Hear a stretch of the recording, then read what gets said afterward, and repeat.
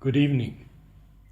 Today is the 21st day of November 2015, and we are continuing with our explorations in Savitri. Today we will complete Canto 1 of Book 2 and begin with Canto 2, and we have our brother Alok with us as always. Namaskar. Continuing with Mother's words to a sadhak on Savitri. These are experiences lived by him, realities, supracosmic truth. He experienced all these as one experiences joy or sorrow physically.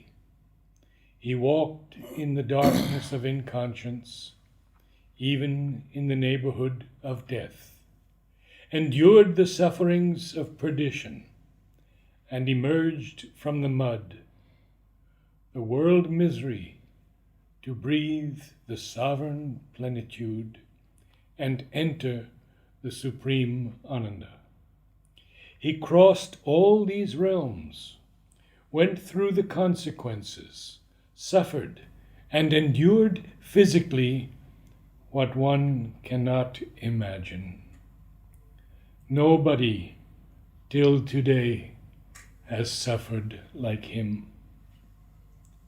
He accepted suffering to transform suffering into the joy of union with the Supreme. It is something unique and incomparable in the history of the world. It is something that has never happened. He is the first to have traced the path in the unknown, so that we may be able to walk with certitude towards the supermind. He has made the work easy for us.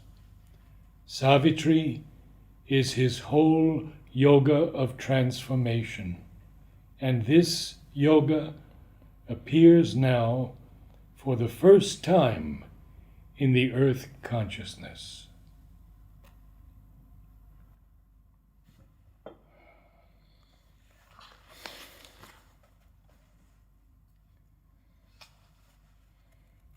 When Mother spoke of humility as a fundamental quality, a safeguard on the path, and she defined humility with reference to the divine. So there is a false humility where in front of people we go backward and forward and inwardly keep believing that we are great. But in front of the divine, whatever you have realized, whatever you may have experienced is nothing compared to that vastness, that infinity. But what would be divine humility? Because human humility is in reference to the divine.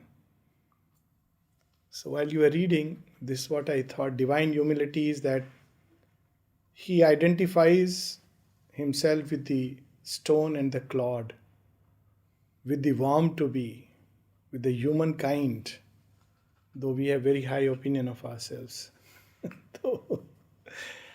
and renounces his individual realization so that the collective realization may be hastened.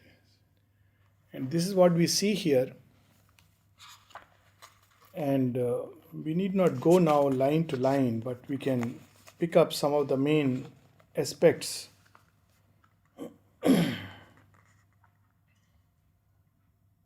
Beginning with all thought can know. All thought can know, or widest sight perceive. And all that thought and sight can never know. All things occult and rare, remote and strange, were near to heart's contact, felt by spirit sense, asking for entry at his nature's gates. They crowded the widened spaces of his mind, his self-discoveries, flaming witnesses, offering their marvel and their multitude. So, as he stands now, the seer king, the yogi Ashupati, has discovered his own avataric mission, his avataric role, the divine consciousness waiting at the gates of the supermind, like a king reviewing the entire kingdom, the field over which he has to work. And what he does, that is something wonderful. These now became new portions of himself. This is the supreme integration. He takes them all within himself. These now became new portions of himself, the figures of his spirit's greater life, the moving scenery of his large time walk, or the embroidered tissue of his sense. These took the place of intimate human things and moved as close companions of his thoughts, or were his soul's natural environment. So they became completely integrated with his being. He had extended himself everywhere. He was one point, that was infinity. That is how Sri Aurobindo describes this experience. And it's a different sense of time. It is the fusion of the timeless and the time, of the infinite and the finite. So then there's a very beautiful description of how this world stair looks. Page 98, the next page. This is very interesting because normally our human mind tries to put things in cut and dried fashion. Okay, this is one plane of consciousness, this is another, this is the third one.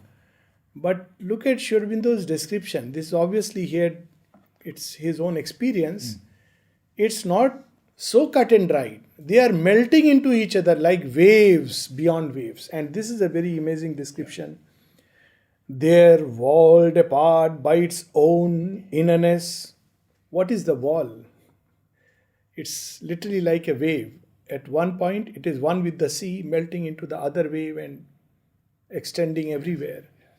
At another point, by its own contours, it is held like separate. We regard it as separate.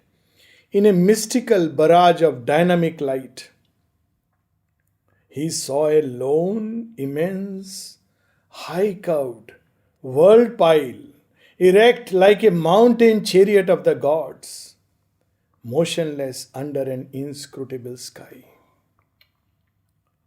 As if from matter's plinth and viewless base, to a top as viewless, a carved sea of worlds, climbing with foam-maned waves to the supreme, ascended towards breadths immeasurable. So this is the way these staircase works. It is literally like one melting into the other, like waves beyond waves beyond waves, climbing to the sun. And matter's plinth is also viewless. Yes. In fact, that's why he has said at the beginning that it has no beginning and no end. Because the inconscient has no beginning and the superconscient has no end. So it begins from there and goes on and eventually melts into the supreme. And it also gives this very clear suggestion that creation is one with the divine. And therefore it has no beginning and no end.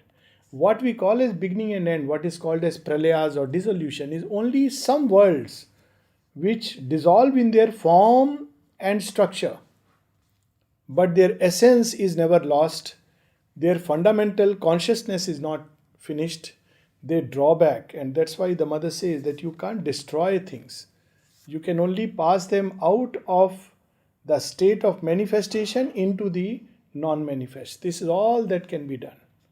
You can't destroy it. It is a link in the chain, and this link is important.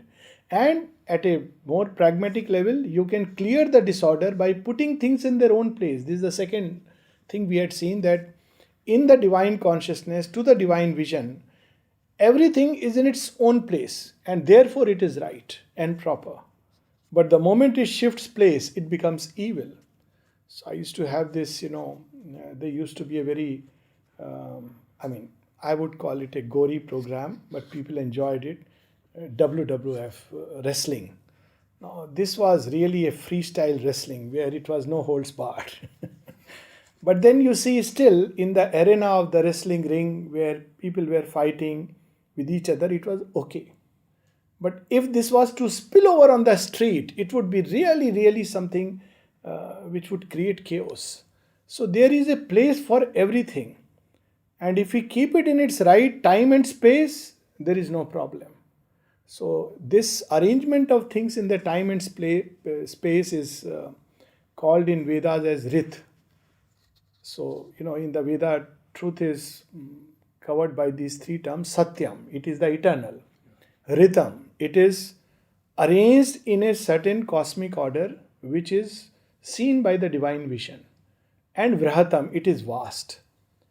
But if things are not arranged in their place, then there is chaos. And upon earth, all these different states of consciousness crowd. This is the big problem. Would this be tantamount to the world wars also? Yes, absolutely. And that's why even these are required so that they break the old world order which had hardened, disorder hardening into law. So you need to go through those destructions so that a new order can emerge. Of course, this is not the way it should advance. There are happier ways nearer to God's Son. But that's how it is thus far. And see these lines. 100 levels raised it to the unknown. So when we speak about these three worlds, life, mind and matter, we are basically speaking in a very summary way. Or sometime when we, there was a map where, each plane has three levels of consciousness. This is a very, very mentalized way of looking at it. At each level, there are many, many, many, many, many sub-layers because nature revels in endless variety. Just look at the material world and see how many countless varieties, even of one species, it creates. Yes. Even in a tree with the same genus, same family, same species, but no two leaves will be alike. So imagine these countless system of worlds. And it's so easy to be lost in any of them and regard that, well, this is it. As climbs a storied temple tower to heaven, built by the aspiring soul of man to live near to his dream of the invisible. So once man tried to build this tower of heaven, in fact there are two stories. One is in the Indian context where Ravana tried it. Obviously it collapsed. The second is when we have the story of the Tower of Babel. It was attempted. And it collapsed because human beings began to misunderstand each other. And the third effort is Auroville. It is another tower built to heaven. But this time I am sure this will succeed. We have learned from past experiences and the Divine Mother's grace is there. Infinity calls to it as it dreams and climbs. Its spire touches the apex of the world, mounting into great voiceless stillnesses. It marries the earth to screened eternities. So these are the steps which have been created for our ascent. We can't jump. If we try to jump, we would fall and hurt ourselves. We have to go through these steps and stages which have been created as a result of involution, steps and degrees through which the divine consciousness has entered into the inconscient. So that is how these are steps which are meant for our return, our ascent. And as we ascend a layer, each layer, the whole inner being, the energy, the kind of consciousness, the very thoughts, feelings, everything changes. So this is the way, if at all, to change ourselves. It's to shift the needle of consciousness. If we try outwardly, it doesn't work. So, one of the commonest problems, when people go through difficulties and the commonest advices are the easiest thing to give and the hardest to practice, is think positive. So people come and ask, but how to think positive? Everybody knows it. I mean, every day you experience it. Today I had to go and see somebody who had died. So quite naturally, the relations were crying, somebody who was very, very close. And everybody was saying, no, no, don't cry. You know what mother has written, you should not cry, all these things. So the lady at one point got exasperated. I know all this. I can't help it. It's so true. One had to understand it's not intellectual knowledge. I know all this. You have to shift the needle of consciousness.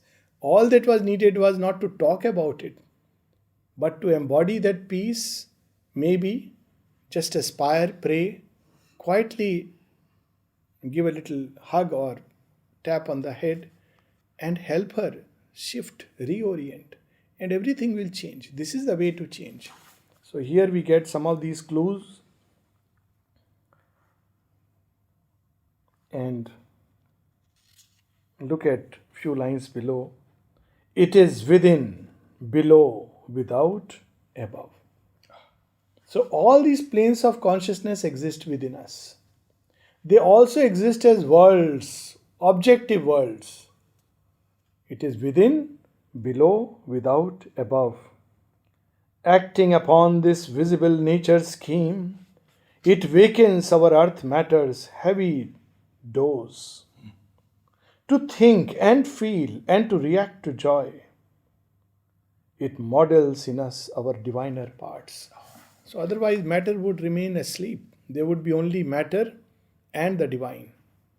So how matter wakes up to life? The forces of life, which are part of the planes of life, they come and shake, they touch it, and they whirl it. You see, it's very interesting when you read in biology how matter changed into life. So literally the description is as if this whole material world was put in a tremendous, cyclotron and whirled. You have those electrical currents, you have the forces which are literally churning it. Now, if you look at it from another point of view, what was happening? The power of life was throwing matter here, there, so that ultimately it can awaken to something new. Are we not in a similar cyclotron now? Another kind of forces churning us tremendously, so that ultimately we too can awaken to our diviner parts. They are hidden. We are too satisfied with being human. And so these forces come and push us out of our comfort zones. And these are the powers which shape our diviner parts. Isn't there a line? Human, I am human, let me remain. Yes. And that is the last, the last defense of the inconscient. After all, what can I do? I am human. Yeah. Mother says one of the qualifications, rather, a sign that one is ready for this life is that one is no more satisfied being human. If I am satisfied with being human, then I am still meant to remain where I am. This urge comes. Why? Because these greater consciousnesses, they come visit us in our dreams, inspire us to think and feel otherwise. Lifts mortal mind into a greater air, makes yearn this life of flesh to intangible aims, links the body's death with immortality's call. How beautiful. Yes. And look how beautiful this line is. If earth were all, and this were not in her, this whole ladder, this levels of consciousness, thought could not be, nor life delights response. This is a direct answer to the hardcore material scientist. Mm-hmm. It's a direct answer that if really matter was all, there was nothing other than matter, then by no freak of accident you can conceive that life, thought can awaken in it. It's not possible. By its nature, something which is not there cannot suddenly emerge by any kind of accident, because it's not there.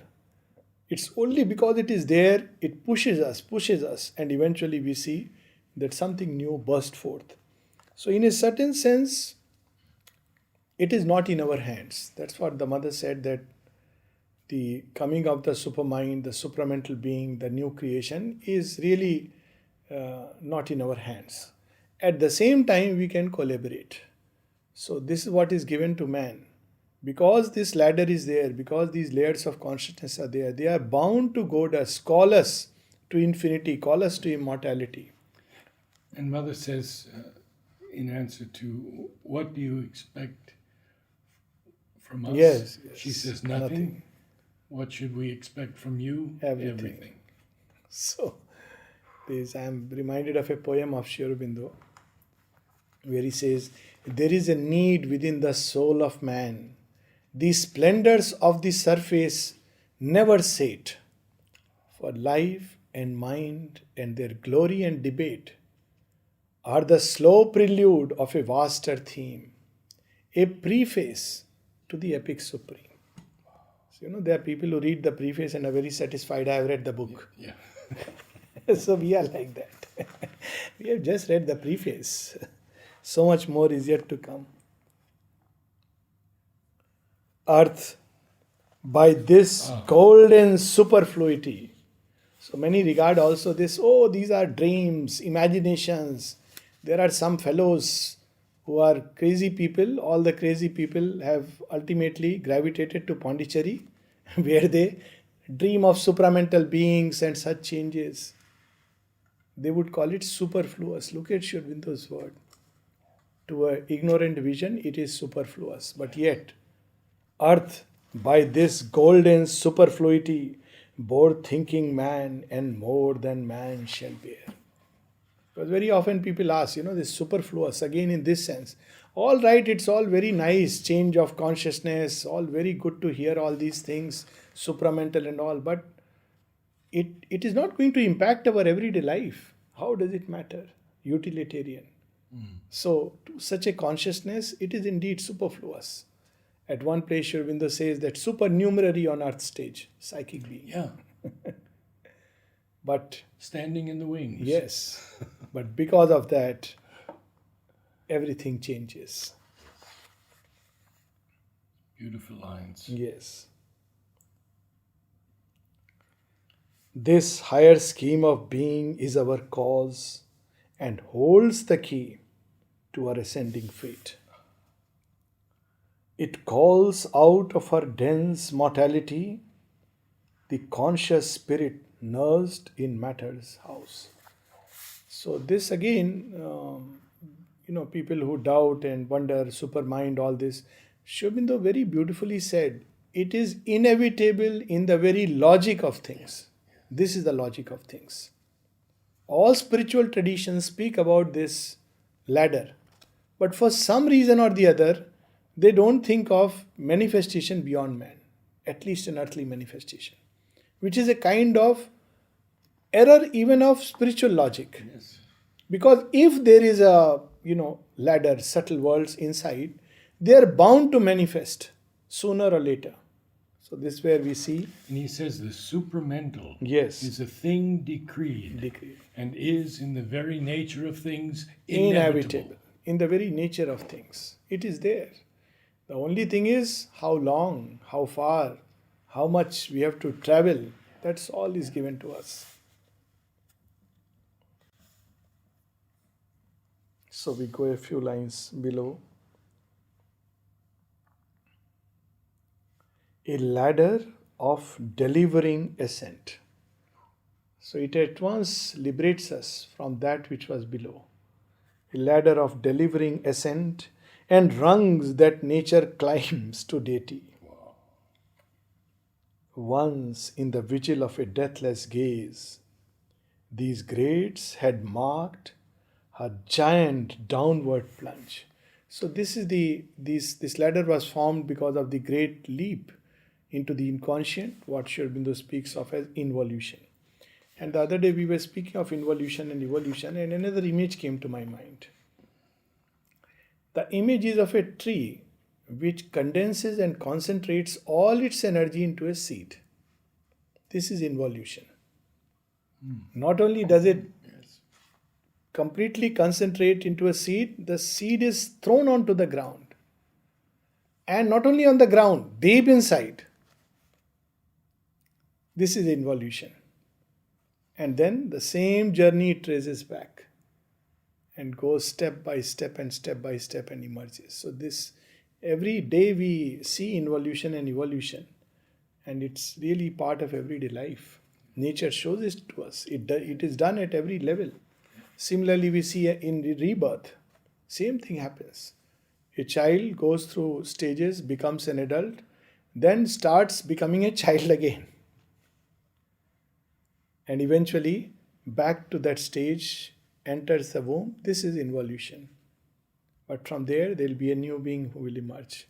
That is evolution. All that he has carried through this process will once again emerge and go still further. There are many dreams, aspirations, in the highest sense, which one could not fulfill in a particular lifetime. Aspired, but could not fulfill. They have gone with that immortal seed. And they will once again enter and start their play. And Mother says that only that which is gathered around the psychic being, yes, will last. So all these aspirations, Yeah. it happens. Human life is like that all the aspirations are not necessarily fulfilled in one life, but they have yet gone. And what happens to this aspiration? Ultimately enters into a little baby, helpless. And yet this baby, who knows, would be a conqueror or a sage. That's how Savitri is. So we see this involution and evolution all the while.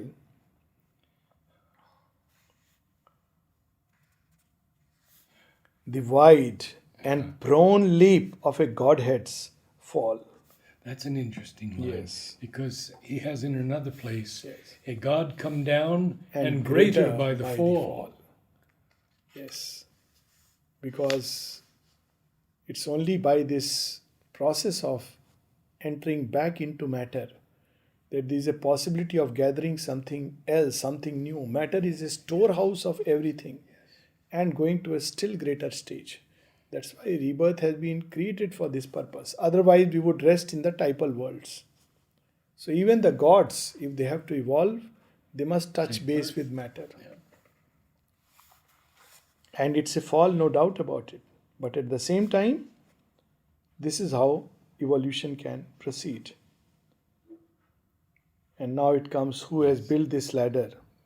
Our life is a holocaust of the Supreme.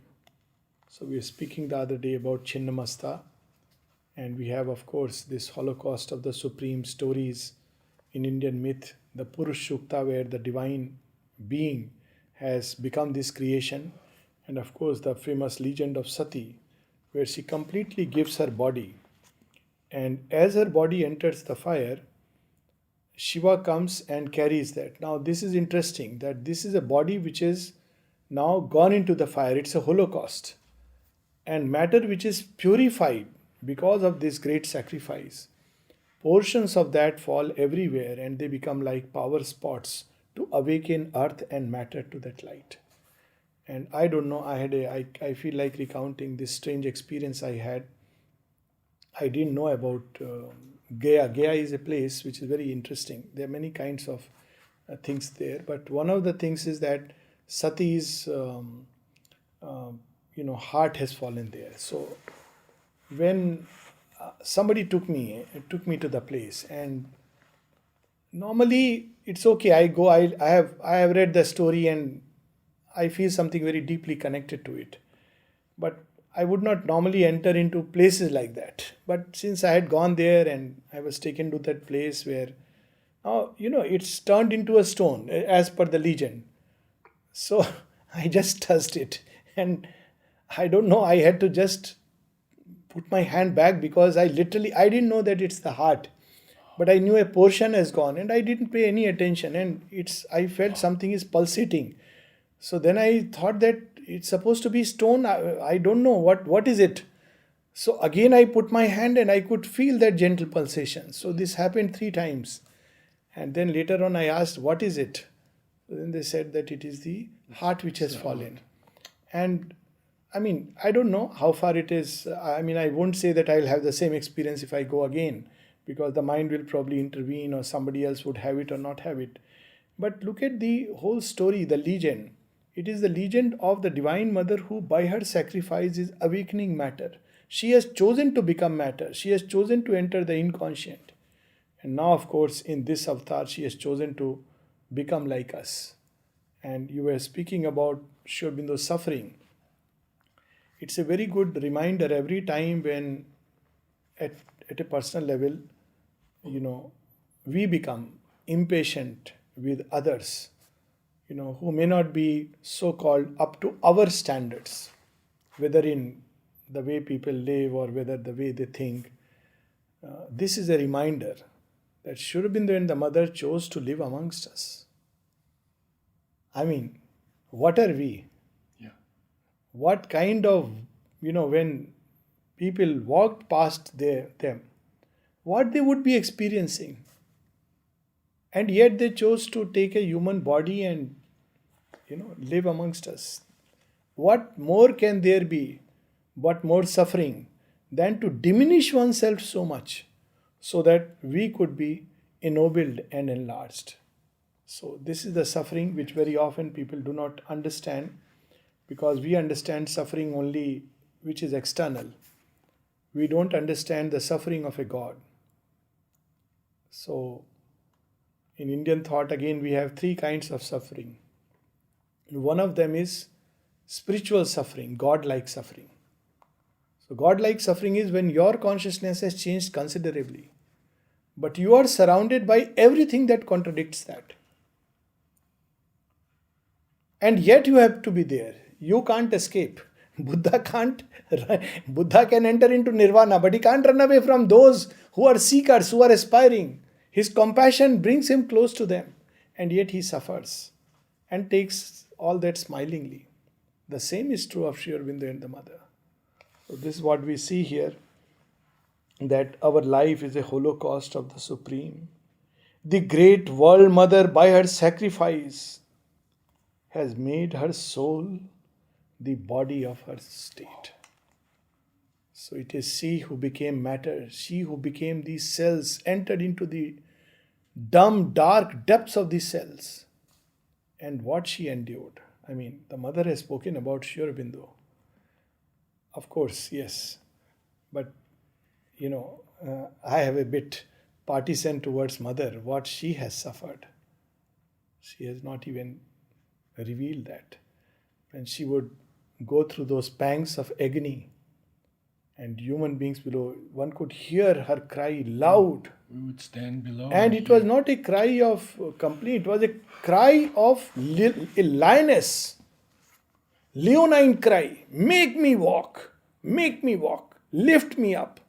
Yes. Because the body is just not obeying that kind of a consciousness. It has entered into the cells, and the cells just don't know how to respond to it. So that sacrifice, that suffering, that holocaust, that she becomes this body completely identified, doesn't just assume a body, because the avatar assumes a body for a certain work. But the avatar completely forfeits the divinity to become one with the body. This is the first time that we find it.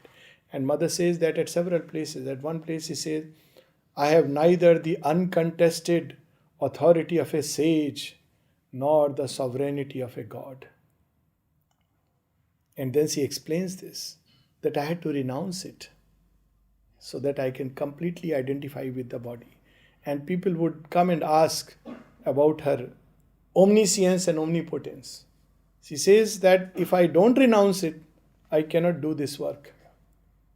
So can we imagine what that renunciation is? We talked about Sri Aurobindo's renunciation the other day. Yes. Look at Mother's Look also. at mother, and it's here. Accepting sorrow and unconsciousness. Here it is. Divinity's lapse from its own splendors wove the many patterned ground of all we are. So the first sacrifice is the Holocaust.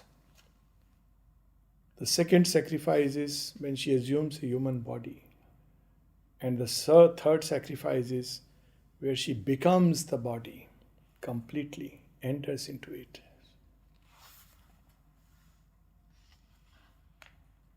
An ideal of self is our mortality.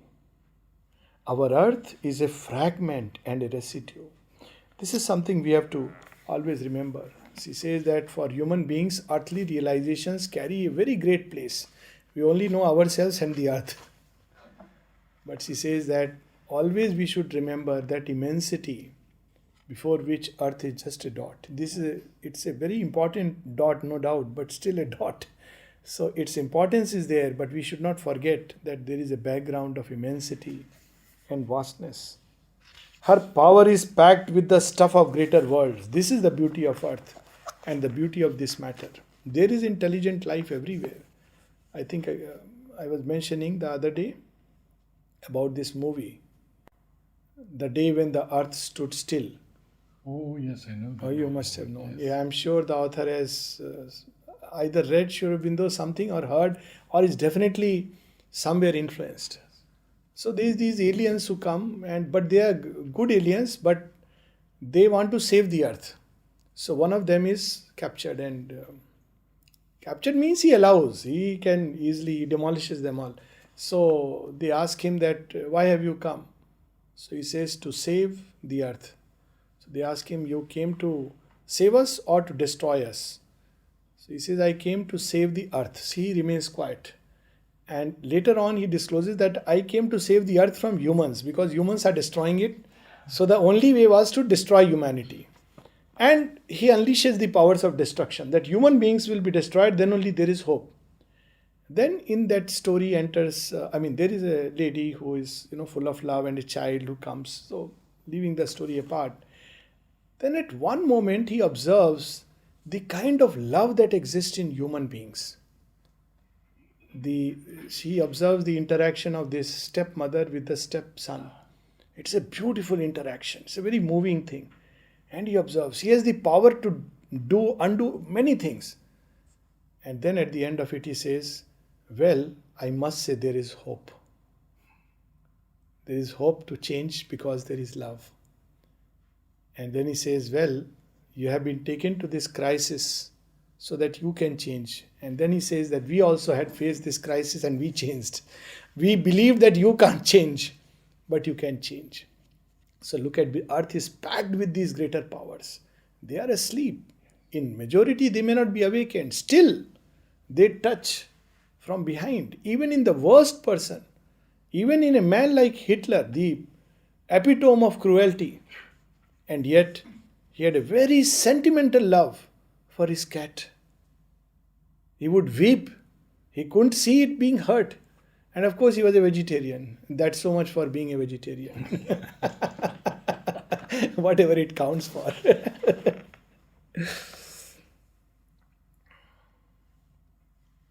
An atavism of higher birth is hers. Next Interesting line. page. Yes.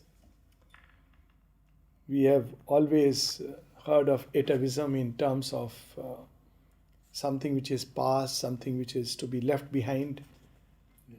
But what earth has left behind? Sri Aurobindo only can use words in this magical way. Yes. An atavism of higher births is hers. Yes. Her sleep is stirred by their buried memories, recalling the lost spheres from which they fell. Unsatisfied forces in her bosom move.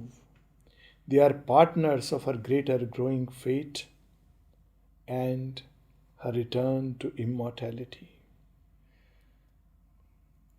They consent to share her doom of birth and death. Life is immortal. Mind is immortal. Yet it has come, these forces have come, these powers have come and locked themselves to earth and matter. And so they share the fate. The supramental consciousness is immortal. And now it is connected to every being who is born on earth. Particularly as the mother says after 67, in fact Yes. after 58. She says this new substance has been integrated. Nature has accepted it. Which means there is something new which has come which cannot be destroyed. And yet outwardly the body dies. So it accepts the fate temporarily so that it may grow and conquer it. She said all the beings born after 4, 5, 6, 7 Yes. would be special. Yes. Particularly to the devotees at the same time. Yes, yes. I mean, those who are open and turn to the light. But she also cautioned that they are not going to be easy to manage. They are going to be unmanageable because they will carry in their consciousness deep inside something that is vast and free. So she cautioned that. We can see that. And then a few lines below, it's really, everything is so beautiful and gives us hope. His vast design accepts a puny start. So whenever we feel miserable and helpless and hopeless, well, it means that something great can begin now. She says that human beings they can grow greater than the gods. But the gods have made their life miserable so that they learn the lesson of humility and then they can really grow and expand. So this feeling, this experience of being small, his vast design accepts a puny start. An attempt, a drawing half done is the world's life. Its lines doubt their concealed significance. Its curves join not their high intended close. So beautifully Sri Aurobindo. See, people say Sri Aurobindo is difficult. It's so easy. He's describing this world as a half-finished picture. So what is a half-finished picture? It looks strange, chaotic. Nobody can make any sense of it. Or a half-finished idol. It looks very strange. It is nothing. One would naturally looking at it say it's a meaningless thing. Yes. God created this meaningless world. Well, if what he created is finished, but it's not finished. So this one little change and changes the whole perspective. Oh, it is still in the making. He's still drawing the lines. So let him complete the picture and we shall see. The final act. Final act. That's what the mother said. Yet some first image of greatness trembles there. And when the ambiguous crowded parts have met, the many-toned unity to which they moved, the artist's joy shall laugh at reason's rules. This can be and this cannot be. So we have these regular debates going on televisions. Everything they debate, except one thing. Is man changing? Can man change? Will man change? No. They have no clue about it.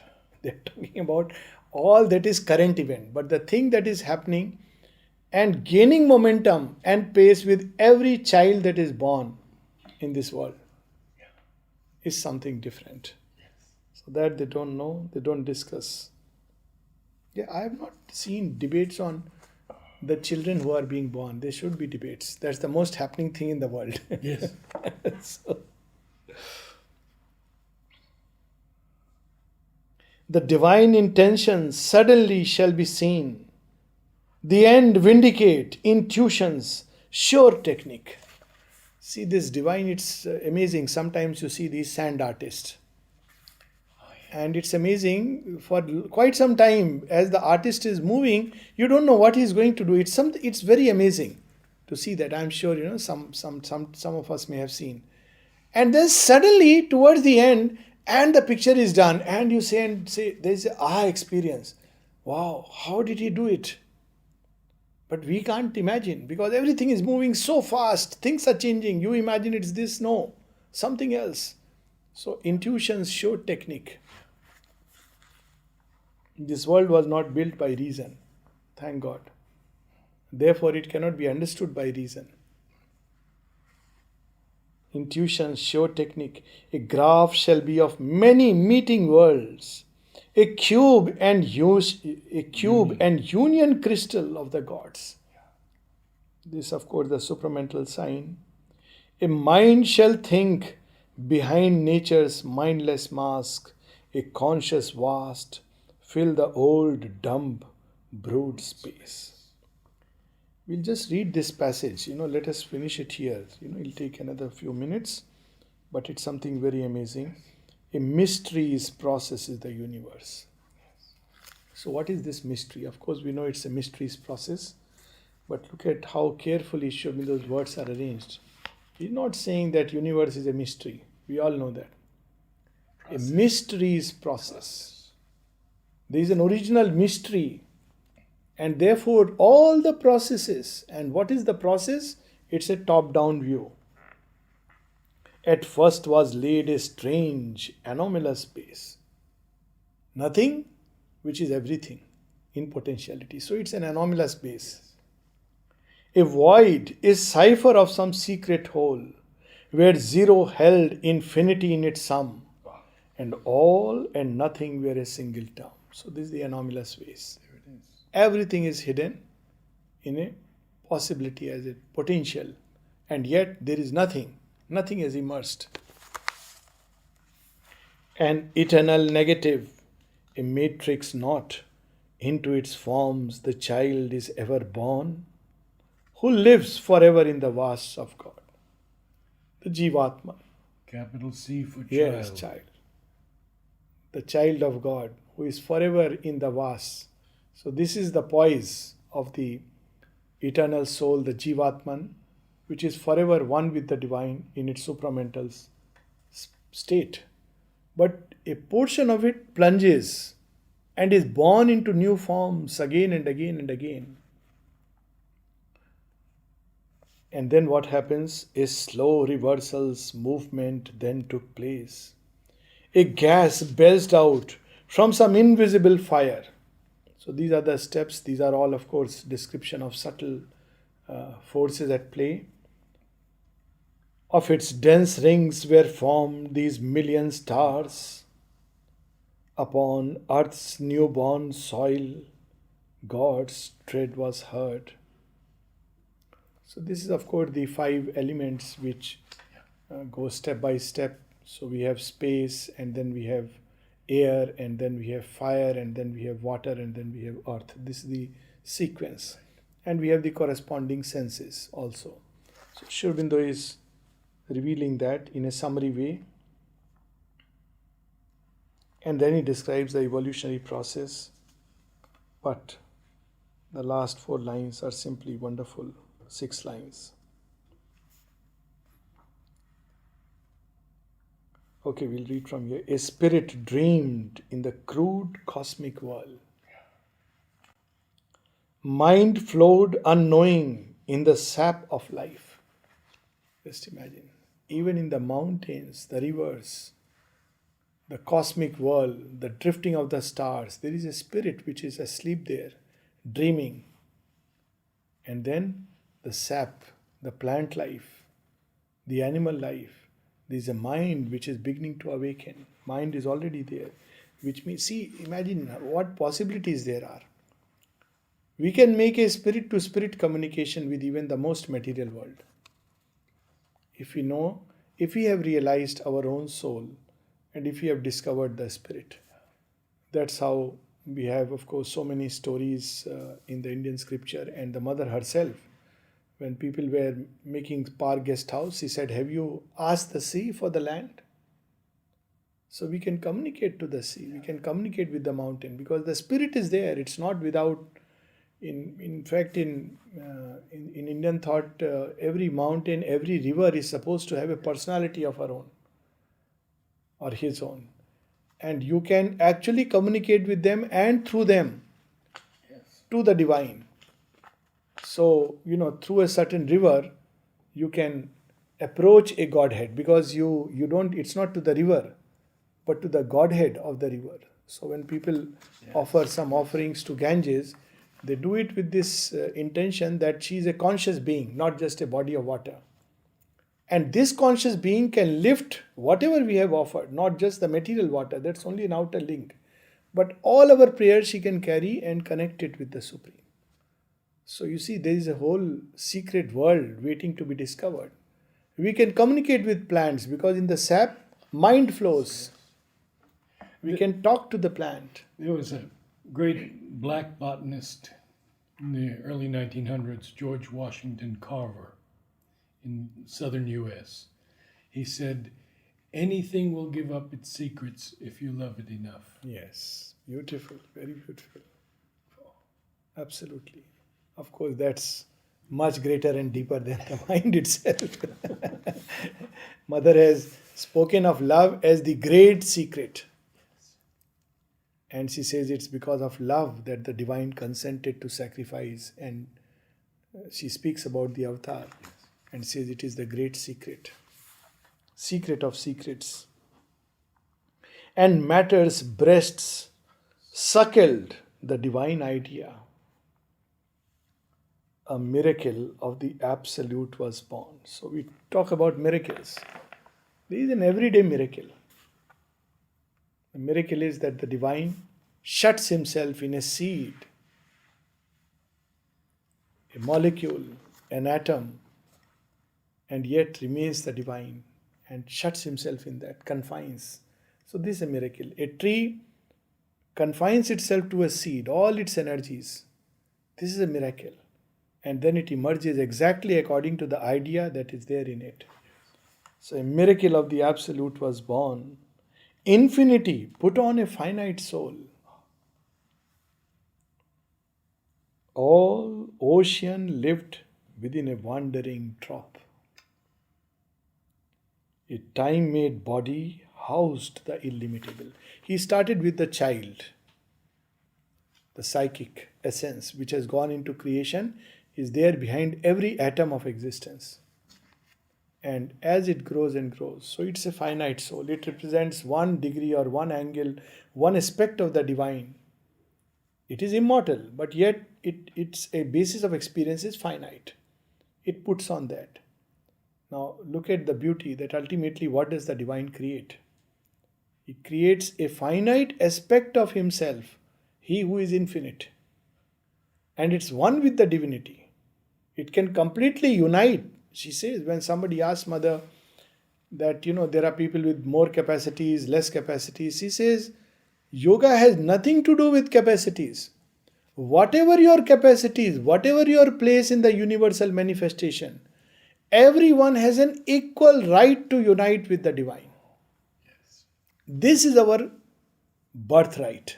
If we talk about birthright, this is our birthright. Capacities are about manifestation. That's a different thing. And the divine can use anybody's capacities. And someone asked Sri Aurobindo and he says, so what if, Napoleon was this or Caesar was this? The divine, why can't he use the capacities even of men who are full of vices? Divine doesn't count these things. So capacities is a different matter. Divine can use any capacity. If this capacity is offered to the divine, so much the better. But people mistake that somebody with a greater capacity has more chance of yoga. He is closer. No. Anyone, somebody without any capacities can yet unite with the divine. Because in everyone, this miracle of the absolute exists. So it's so beautiful it is.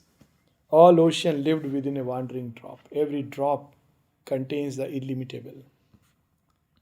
A time-born, a time-made body housed the illimitable. Consciousness is illimitable. Yes. To live this mystery out, our souls came here. This is the mystery. Mystery is process. And this is the real meaning of our life. How the finite can mate with infinity. How on the basis of a finite we can experience infinity. How limited in our environment in terms of space and time, yet we can commune with the illimitable. Not quitting and going away. Then it's no more the mystery. The mystery is that the infinite has become finite. Now on this basis we have to experience infinity. So how beautiful this is. You prophetically said, I must say now, you resolved a dilemma. I was thinking that, should I read line by line still, or should we skip passages and finish this canto today? No. Because the book of the Traveler of the Worlds. But then you said, we will complete and go on to book 2, canto 2. I don't know you noticed or not. And for me, this was an indication, and it just happened like that. Very naturally. We have a lot to do yet. So let's close with these 4 lines. Let's read them again. They're very powerful lines. Yes. A miracle of the Absolute was born. Infinity put on a finite soul. All ocean lived within a wandering drop. A time made body housed the illimitable.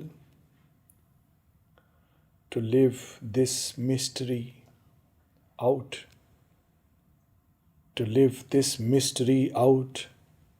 our souls came here.